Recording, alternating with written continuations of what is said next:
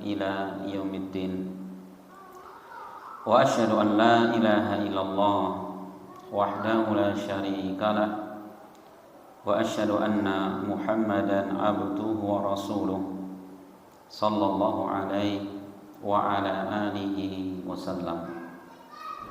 قال الله سبحانه وتعالى: يا أيها الذين آمنوا اتقوا الله حق تقاته ولا تموتن إلا وأنتم مسلمون. يا أيها الناس اتقوا ربكم الذي خلقكم من نفس واحدة وخلق منها زوجها وبث منهما رجالا كثيرا ونساء واتقوا الله الذي تساءلون به والأرحام إن الله كان عليكم رقيبا. يا أيها الذين آمنوا اتقوا الله وقولوا قولا سديدا يصلح لكم أعمالكم ويغفر لكم ذنوبكم ومن يطع الله ورسوله فقد فاز فوزا عظيما. أما بعد. Ma'asyiral muslimin wal muslimat rahimani wa rahmakumullah. Pertama dan yang paling utama, marilah senantiasa kita memanjatkan puji dan syukur kehadirat Allah Subhanahu wa ta'ala atas berbagai nikmat kepada kita semua. Sehingga alhamdulillah di malam yang penuh dengan kebaikan ini kembali kita dipertemukan Allah di masjid yang sangat mulia ini dalam rangka kita sama-sama tafaqquh fiddin, mempelajari dan mendalami ilmu agama. Ya, karena kita tahu Allah Subhanahu wa ta'ala ini sangat mencintai terhadap orang-orang yang menuntut ilmu agama. Karena dengan ilmu inilah kita bisa mengetahui berbagai macam keutamaan amalan. Ya, berapa banyak mungkin kita termasuk di dalamnya. Selama ini ada amalan-amalan yang sangat besar pahalanya, namun tidak kita kerjakan. Kenapa? Karena belum tahu keutamaan. Iya kan? Banyak sekali, Pak. Ya, amalan yang begitu besar pahalanya kita tinggalkan. Kenapa? Kita tidak tahu itu ternyata amalan yang sangat besar. Ya, makanya di kalangan para sahabat Nabi SAW, ya, mereka ketika mempelajari Al-Quran, modelnya seperti apa? Mereka mempelajari dari lisan Nabi 10 ayat. Pelajari 10 ayat dari langsung kepada Nabi, dipahami, dan sampai mereka tahu bagaimana cara mengamalkan ayat itu. Selesai, baru nambah materi 10 ayat lagi. Ya, makanya di kalangan para sahabat Nabi, kalau sudah pernah menyelesaikan surat Al-Baqarah dari awal sampai akhir dipahami, wah, ini sudah jadi orang apa? Ulama di kalangan para sahabat. Masya Allah, ya, sampai para sahabat mengatakan berpuluh-puluh tahun di dalam memahami apa surat Al-Baqarah. Itulah bagaimana para sahabat Nabi, model belajarnya mereka adalah apa? Tatbiq. Itu apa? Pengamalan. Pelajari, amalkan, pelajari, amalkan. Iya. Maka insya Allah subhanahu wa ta'ala Bapak sekalian, kita akan kembali melanjutkan pembahasan kita masih di dalam tafsir surat-surat pendek, ya, tafsir surat-surat pendek, dan kita masih berada di surat Al-Alaq. Apa arti Al-Alaq? Al-Alaq maknanya adalah segumpal darah. Dinamakan surat Al-Alaq karena di dalamnya Allah menjelaskan Al-Alaq, yaitu asal usul penciptaan manusia, ya, yaitu dari Al-Alaq. Dari apa? Segumpal darah. Jadi kalau kita urutkan, sudah kita jelaskan pada pertemuan sebelumnya, manusia di dalam penciptaannya ada yang langsung dari tanah liat, Nabi Adam alaihissalam, gitu ya. Adapun keturunan beliau maka diciptakan dari apa? Rasul menyebutkan dalam hadits Bukhari Muslim, yaitu 40 hari dalam bentuk cairan air mani. Ya, kemudian air mani ini tinggal di dalam rahim seorang wanita. Ya, setelah 40 hari berubah menjadi segumpal darah. Nah, itulah. Ya, 40 hari. Setelah 40 hari berikutnya berubah menjadi segumpal daging. Nah, berarti berapa? 120 hari alias 4 bulan. Setelah 4 bulan kemudian Allah mengutus seorang malaikat. Ya, malaikat ini wa yursalu ilaihil malak fayanfuhu fihi ruh. Maka Allah mengutus seorang malaikat dan meniupkan ruh kepada janin tersebut. Maka begitu umur 4 bulan janin sudah mulai hidup. Punya konsekuensi. Apa diantaranya? Andaikan terjadi keguguran setelah umur 4 bulan atau lebih, maka sudah dihukumi sebagai manusia muslim, sehingga diwajibkan untuk dimandikan secara Islam, dikafani, disolati, dan dimakamkan di pekuburan kaum muslimin. Ini konsekuensinya. Nah, maka kemudian Bapak sekalian, kita ulang sebentar. Jadi Allah mengatakan, Iqra bismi rabbikal ladzi khalaq. Bacalah dengan menyebut nama Rabbmu yang telah menciptakan. Ini adalah ayat pertama kali yang diturunkan Allah, ya, kepada Nabi Muhammad SAW. 5 ayat pertama. Khalaqal insana min alaq. Zat yang telah menciptakan manusia dari alaq, segumpal darah. Iqra wa rabbukal akram. Bacalah dan Rabbmu agungkanlah dan muliakanlah. Alladzi 'allama bil qalam, yang telah mengajarkan dengan pena. 'Allamal insana ma lam ya'lam, mengajarkan kepada manusia apa yang dia tidak ketahui. Di dalam ayat ini Allah menyebutkan cara pengajarannya kepada manusia dengan pena. Jadi para ulama seperti Ibnu Katsir di dalam tafsirnya ketika belum menjelaskan bahwa ilmu inilah yang Allah ajarkan kepada manusia, di antaranya Nabi Adam. Sehingga dengan ilmu yang Allah ajarkan kepadanya, maka Nabi Adam kemudian lebih dimuliakan daripada para malaikat. Sehingga malaikat malah diperintahkan Allah untuk sujud kepada Adam, kan gitu. Apa yang menyebabkan Nabi Adam lebih utama? Ilmu yang diberikan kepada Nabi Adam alaihi salam. Wa 'allama Adama asma'a kullaha. Ya, maka Allah ajarkan kepada Nabi Adam nama-nama benda secara keseluruhan. Yang ini tidak diketahui para malaikat. Maka Allah perintahkan malaikat untuk sujud kepada Adam. Fasajadu illa iblis. Maka semua malaikat sujud kecuali iblis. Yang tidak mau adalah iblis. Aba wastakbar, enggan dan menyombongkan diri. Nah, adapun di sini Allah mengatakan Allah mengajarkan kepada manusia dengan kolam, pena, ya. Jadi ilmu, kata para ulama, ilmu itu ada yang ada di dalam hati, ada dalam bentuk catatan-catatan, dan ada dalam bentuk amalan-amalan. Ilmu ini ada dalam hati berupa hafalan, itu bagian daripada ilmu, ya, bagian daripada ilmu. Yang kedua adalah apa? Ilmu yang ada di dalam catatan. Makanya para ulama hadis ketika mereka menjelaskan definisi hadis sahih, Pak, maka mensyaratkan bahwa hadis sahih itu harus diriwayatkan oleh para perawi yang dobet. Dobet itu yang apa? Yang kuat. Nah, kuat apanya? 2 kata para ulama. Itu dhabtul hifdz wa dhabtul kitabah. Kuat hafalannya dan kuat catatannya, Pak.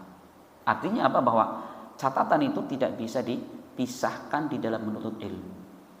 Ya, makanya para ulama ketika menggambarkan ilmu, al-ilmu saydun qayyid suyudaka bihablin wathiqin wa minal hamaqati an tasida ghazalatan fatatrukahu bainan nasi taliqan. Artinya apa? Ilmu itu seperti binatang buruan.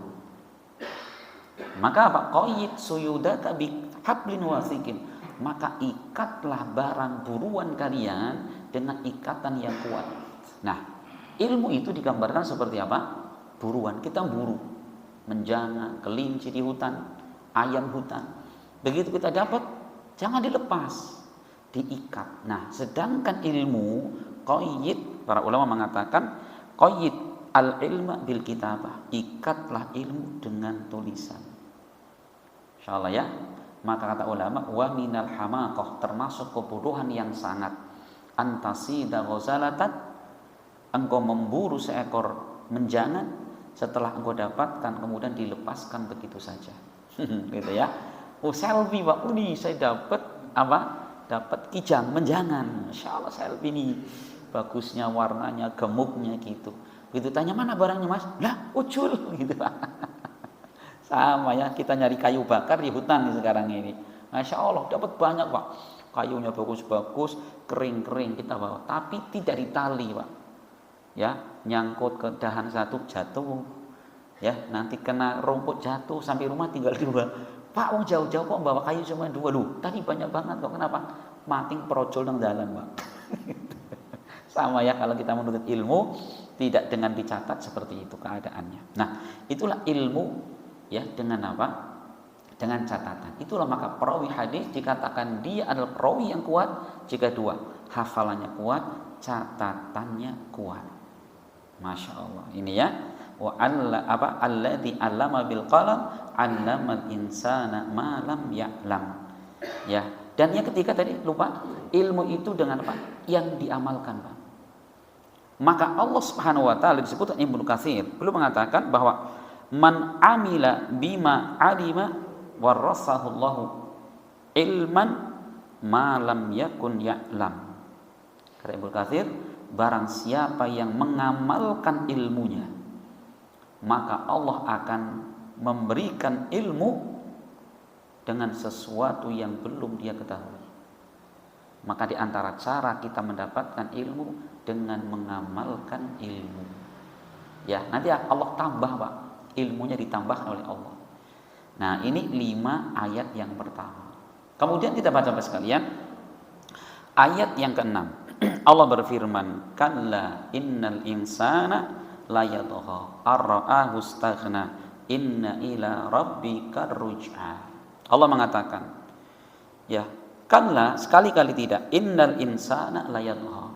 Sesungguhnya manusia layatgha, dia melampaui batas. Kapan? Ar-ra'ahu istaghna, ketika dia melihat dirinya sudah merasa serba cukup, sudah merasa kaya. Umumnya Bapak sekalian, umumnya ya, orang kalau sudah punya harta, apa yang terjadi? Bertambah kesombongannya. Umumnya Pak, iya Pak tidak? Iya, kecuali orang-orang yang Allah rahmati. Kecuali Pak. Ya, kebanyakan manusia bertambah hartanya, bertambah kedudukan dan jabatannya, akan bertambah kesombongannya. Itu umumnya Pak. Kecuali siapa? Orang-orang yang Allah jaga dan Allah rahmati. Nah, insyaallah ya. Maka Allah mengatakan, ya, inna ila rabbika ruj'a, sesungguhnya kalian akan dikembalikan kepada Allah Subhanahu wa taala, akan kembali kepada Allah. Allah ingatkan itu. Ya, makanya Masya Allah bahwa satu sisi yang namanya harta, kekayaan itu anugerah dari Allah. Betul Pak? Itu anugerah dari Allah. Tapi satu sisi kalau kita tidak pandai-pandai di dalam mendudukkan harta itu, bisa menyebabkan manusia akan apa? Akan sombong, ya, bahkan ingkar kepada Allah Subhanahu wa taala. Coba kita lihat dulu Fir'aun itu sebenarnya dia ngerti bahwa yang menciptakan dia ya Allah gitu. Ya, tapi apa? Fir'aun menolaknya. Kenapa? Karena Allah menyebutkan 2 sebabnya. Uluwan wa asiyah. Dikarenakan Fir'aun sombong, merasa tinggi dan kaya, wa asiyah, dan kemaksiatan dia kepada Allah. Gitu ya. Kenapa? Karena merasa punya kekayaan. Masya Allah. Maka Allah ingatkan di sini, sesungguhnya manusia mereka apa tadi, la yadgha, dia melampaui batas, ya. Kemudian ketika mereka melihat dirinya kaya, inna ila rabbika ruj'a, sesungguhnya mereka dikembalikan kepada Allah. Itu artinya Bapak sekalian, itu terdapat isyarat bahwa agar seorang ketika dia bertambah hartanya, bertambah kedudukannya, kemudian tidak menjadikan dia lupa daratan, bagaimana? Ingat tempat kembali kita di akhirat. Ingat akan kematian. Ya, ini persis seperti yang Rasul sebutkan. Rasul pernah mengatakan dalam hadisnya, aksiru zikra hadimil ladzat al-maut. Perbanyaklah oleh kalian mengingat penghancur kenikmatan, yaitu kematian. Kenapa kata Rasul? Fa innahu lam yadhkurhu ahadun fi dhikin minal 'aish illa wasa'ahu alaihi. Karena tidaklah seorang yang dia mengingat kematian tatkala hidupnya sempit, Pak. Badannya sakit, rezekinya lagi pas-pasan, dia ingat kematian, maka apa? Akan melapangkan dadanya. Enggak apa-apa, saya sakit, enggak apa-apa, saya lagi pilot misalkan. Kenapa? Di dunia cuma sebentar, ada akhirat di sana. Lapang dadanya. Sebaliknya, wala dzakarahu fi sa'atin illa dhayyaqahu alaihi. Dan tidaklah seseorang yang dia ingat kematian dalam kondisi dia sedang lapang, sedang sehat, sedang bergembira, sedang jaya, melainkan ingat kematian akan mempersempit dirinya, sehingga apa? Tidak lupa daratan, tidak menjadikan dia sombong, tidak menjadikan dia melampaui batasnya. Makanya Masya Allah, Pak. Maka hal yang bisa menjadikan stabil kehidupan manusia, ingat akan kematian, ingat akan tempat kembali kita di hari kiamat. Ini 3 ayat, Masya Allah. Kemudian Bapak sekalian, di ayat yang ke-9 dan seterusnya, Allah sedang menyebutkan tentang perilaku Abu Jahal. Jadi Allah mengatakan, ara'aital ladzi yanha 'abdan idza shalla. Apakah engkau tidak memperhatikan, ya, seorang hamba, ya, apakah engkau tidak memperhatikan alladzi yanha, orang yang melarang? Yang dimaksudkan adalah Abu Jahal. Melarang apa? Abdan idza shalla, seorang hamba yang dia sedang melakukan sholat.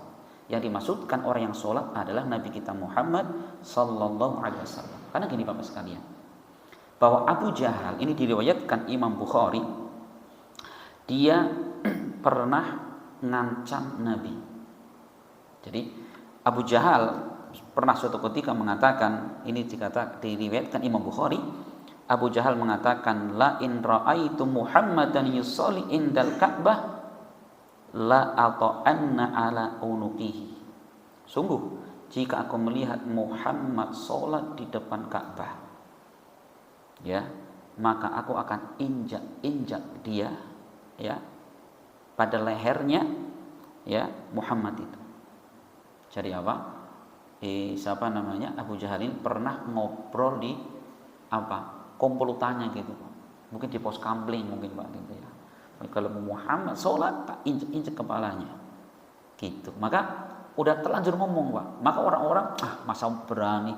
Apa kayak wani Abu Jahal? Ini orang wani, gitu. Itu ya, Insya Allah ini. Jadi Allah mengatakan, apa kau tidak memperhatikan orang yang dia melarang seorang hamba ketika dia sholat? Subhanallah, Abu Jahal. Maka Allah mengatakan, ara'aita in kana 'alal huda. Coba Allah lembut sekali. Ya, apakah engkau wahai Abu Jahal tidak memperhatikan, andaikan orang yang kamu larang dia berada di atas petunjuk, berada di atas jalan yang lurus, au amara bittaqwa, atau dia adalah orang yang memerintahkan orang lain untuk ketakwaan. Coba, perbuatannya baik, di atas petunjuk, ucapannya baik, ngajak orang kepada kebaikan. Allah mengingatkan Abu Jahal, apa kau tidak perhatikan orang yang kamu larang itu, yaitu Muhammad itu, dia perbuatannya di atas petunjuk, ucapannya ngajak kepada kebaikan, kan gitu, ya. ara'aita in kadzdzaba wa tawalla. Apa pendapatmu jika dia si Abu Jahal ini tetap mendustakan dan berpaling? Allah mengatakan, Allah ngancam ini, alam ya'lam bi annallaha la ya bi annallaha yara. Ya, apakah dia tidak tahu bahwa Allah itu melihat apa yang dia perbuat? Ya tentunya Allah melihat. Allah ngerti tidak mungkin Allah akan membiarkan nabi yang dipilih disakiti oleh orang. Enggak mungkin, Pak.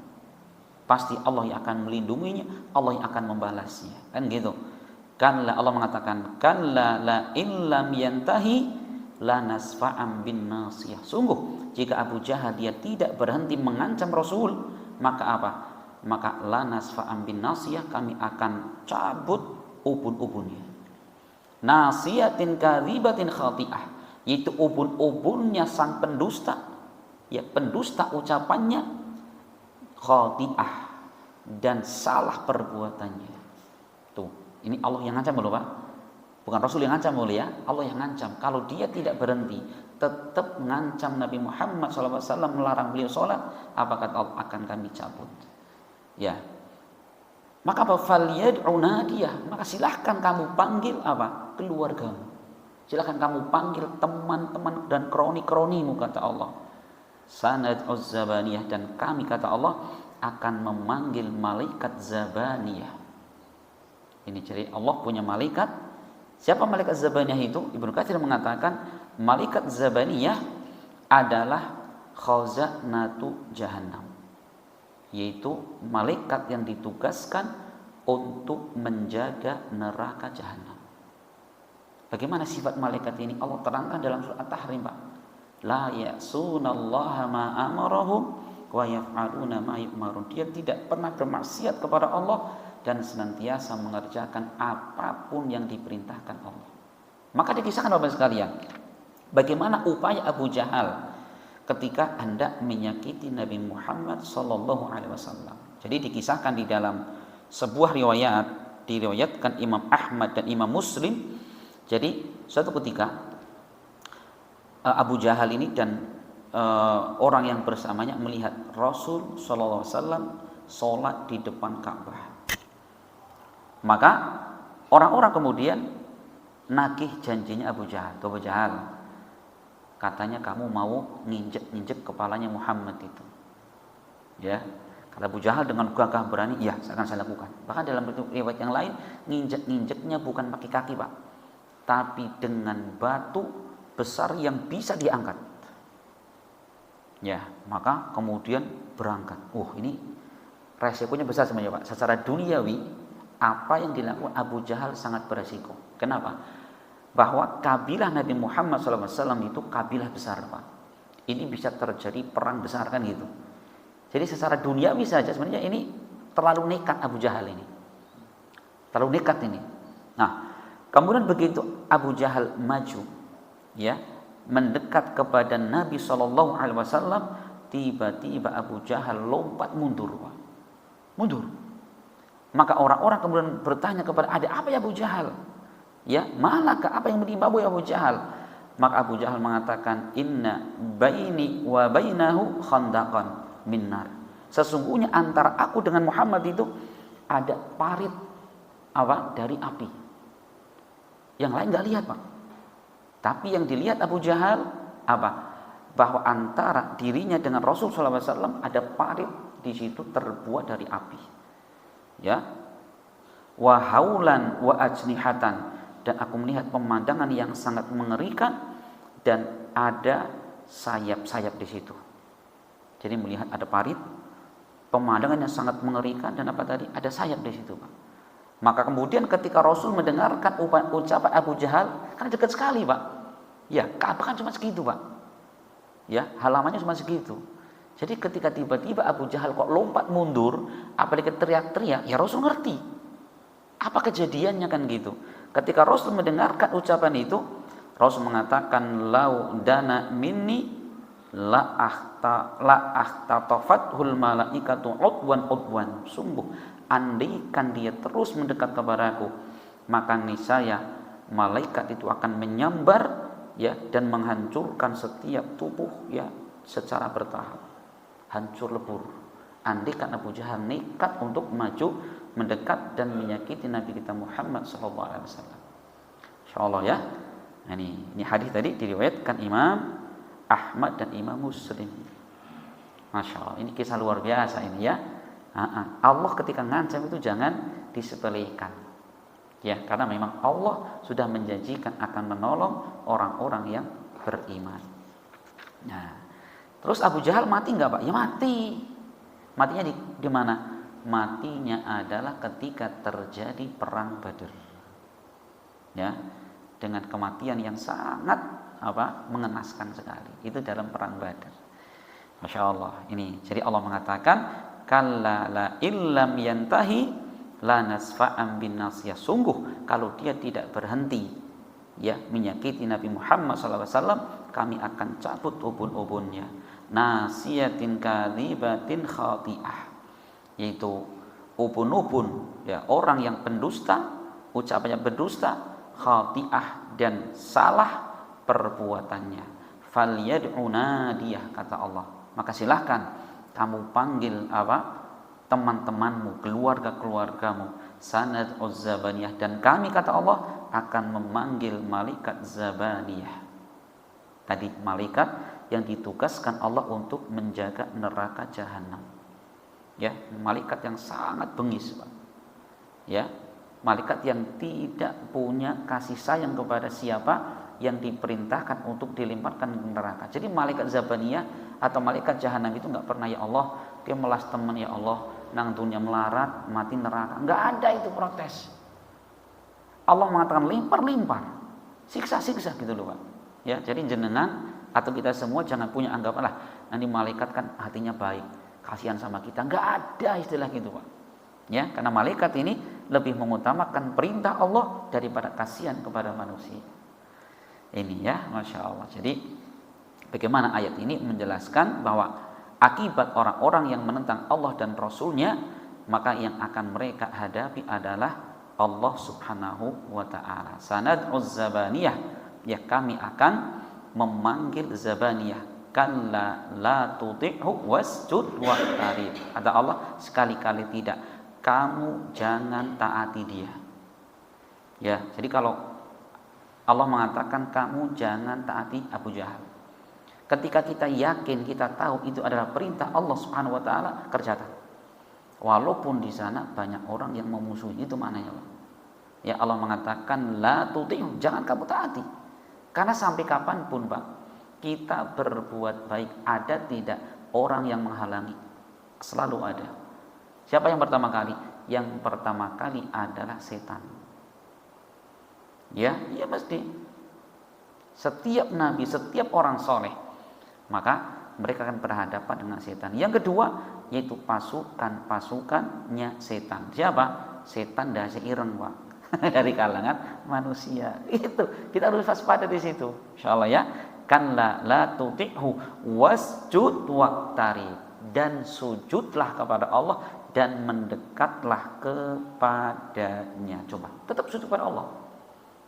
Kenapa kok Allah, yang Allah perintahkan di situ adalah apa? Adalah sujud kepada Allah. Waqtarib, dan mendekatlah diri kepadanya. Gini Pak. Karena memang keadaan yang paling dekat antara kita hamba dengan Allah Azza wa Jalla kapan? Ketika kita sedang sujud. Itu keadaan yang paling dekat Pak. Ya, sebagaimana hal ini diterangkan Nabi kita Muhammad sallallahu alaihi wasallam dalam hadis datang dari sahabat Abu Hurairah, diriwayatkan Imam Muslim. Rasul mengatakan, aqrabu ma yakunu bainal abdi wa rabbih fahuwa sajidun fa aktsirud du'a. Keadaan yang paling dekat antara hamba dengan Rabb-nya, dengan Allah Subhanahu wa taala, ketika dia sedang sujud. Maka perbanyaklah doa di dalam sujud. Ini termasuk waktu mustajab doa Pak, ketika kita sedang sujud. Nah sekarang pertanyaan Ustaz, yang dimasukkan sujud yang keberapa? Kalau sebagian orang sujud yang terakhir ya. Ada nggak di situ keterangan sujud terakhir? Nggak ada ya. Lafadznya umum. Keadaan yang paling dekat hamba dengan Allah ketika sujud. Tidak disebutkan sujud pertama, 2, 3 itu terakhir, enggak ada. Ya, makanya sujud yang mana? Semua sujud, baik di dalam sholat wajibnya maupun di dalam sholat sunnahnya, Pak. Ya, iya, gitu ya. Jadi monggo di waktu-waktu kita sujud perbanyak. Itu kalau kita sholat sendiri, Pak. Tapi kalau jadi imam, ya diperhatikan makmum. Montang-montang imam kok pemimpin manut karo nyong, ya ampun gitu. Kok makmum pada kabur.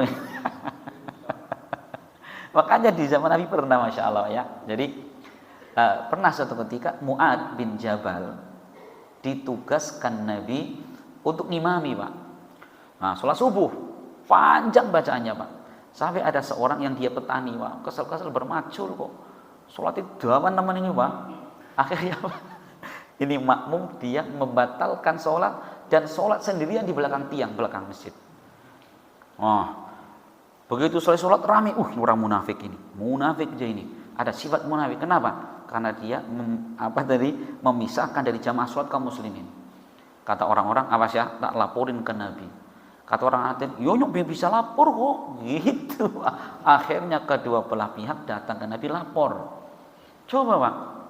Nah, kemudian ada apa kamu lapor? Kata sahabat Mu'ad, Rasul, ini orang nggak beres, Rasul. Sholat bareng jamaah kaum muslimin, dia batalnya sendiri, sholat sendiri di belakang. Rasul nggak langsung nyalain.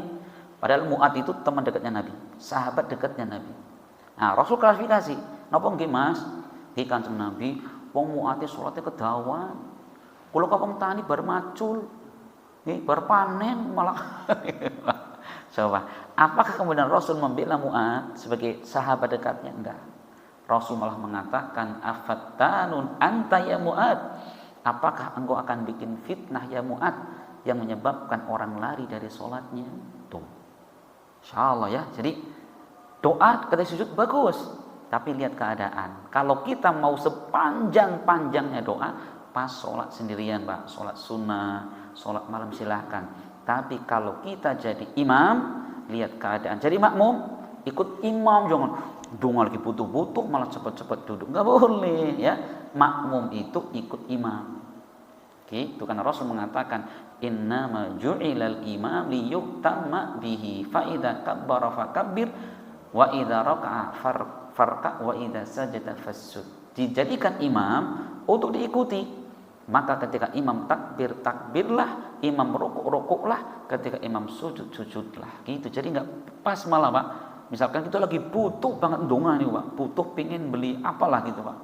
Cicilan ini serong bulan orang nyicil gimana? Donga ya Allah, kamu dimudahkan cicilan. Nah, akhirnya Pak imam sudah sami Allahu liman hamidah, Allah bersujud baik, Pak. Muatan bener nih, Pak.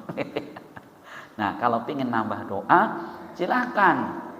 Ketika sholat sendiri, kan waktu mustajab bukan sekedar ketika sujud. Kapan diantaranya? Ketika antara azan dan iqamah. Ya, Rasul mengatakan dalam hadisnya, beliau mengatakan bahwa ad-du'a bainal adzan wal iqamah la turad. Doa antara azan dan iqamah tidak akan Allah tolak.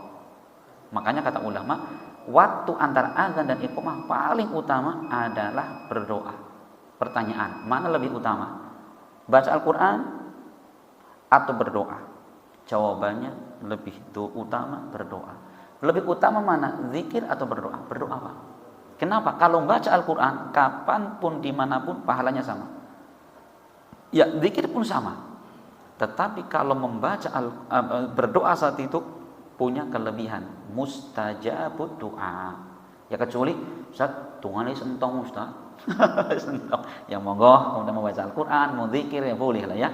Nah, itu kalau tungane telas, Pak. Itu saking banyaknya waktu kita berdoa. Ini Bapak sekalian, Masya Allah, ini ayat atau surat yang luar biasa bagaimana Allah memerintahkan jangan pedulikan orang yang melarang, tapi apa? Wasjud waqtarib, sujudlah kepada Allah dan mendekatlah kepadanya. Semoga bermanfaat dan semoga Allah Subhanahu wa taala memberikan kepada kita ilmu yang bisa semakin menguatkan iman dan takwa kita pada Allah, serta ilmu yang bisa kita amalkan dalam kehidupan sehari-hari. Amin ya rabbal alamin. Saya mohon maaf atas segala kekurangan dan saya ucapkan terima kasih wa jazakumullahu khairan atas segala perhatian. Subhanakallahumma bihamdik asyhadu an la ilaha illa anta astaghfiruka wa atubu ilaik. Assalamualaikum warahmatullahi wabarakatuh.